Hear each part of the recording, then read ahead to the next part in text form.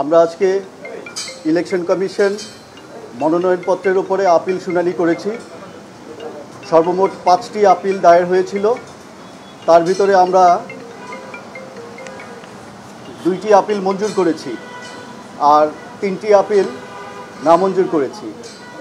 আমাদের returning officer যে 3টা নমিনেশন পেপার বাতিল করেছিলেন, সেই 3টা নমিনেশন পেপার থেকে আমরা 2টি নমিনেশন পেপার বৈধ বলে ঘোষণা করেছি আর একটি বাতিলই রয়ে গেছে, কারণ সেখানে প্রপোজার সেকেন্ডারের সিগনেচার নিয়ে ডিসপিউট ছিল। যে প্রার্থী ওনাদের প্রপোজার সেকেন্ডারকে আনতে পারেননি, এই কারণে আমরা ওটা বাতিল করে দিয়েছি।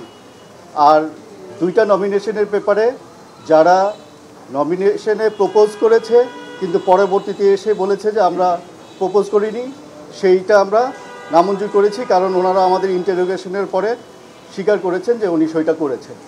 এই কারণে আমরা ওনাদের 2টা আপত্তি নামঞ্জুর করে দিয়েছি।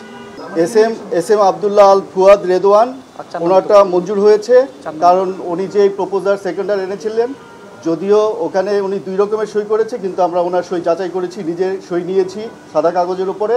আমরা সন্তুষ্ট হয়েছি যে 2টার সই ওনার, উনি ফিজিক্যালি এসেছেন, ওনার সই প্রমাণ করে গেছেন, এই জন্য ওইটা আমরা বৈধ ঘোষণা করেছি।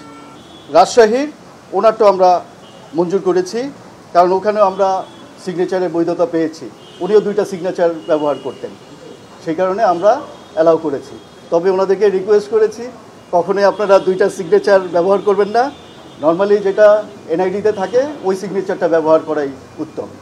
জি, আমরা এটা বলে দিয়েছি, আমাদের ইলেকশন শিডিউলে দেখবেন আমরা একেবারে একটা ক্লজ দিয়েছি যে আমরা ব্যালট পেপার এসে দিয়ে দিব, বিসিবির ওয়েবসাইটে দিব, ওনারা যে যেখানে থাকবে সেখান থেকে ব্যালট পেপার নামিয়ে ওনারা সই করে স্ক্যান করে আমাদের একটা ইমেল ক্রিয়েট করেছি আমরা নতুন এই ইলেকশন কমিশন গঠন হওয়ার পরে, সেই ইমেইলে ওনারা পাঠাবেন, পাঠালে আমরা সেগুলি না, আদালতের অর্ডার আমাদের মানতেই হবে, আদালতের অর্ডার যেই রকমই হোক আমরা সেইভাবেই ব্যবস্থা নিব।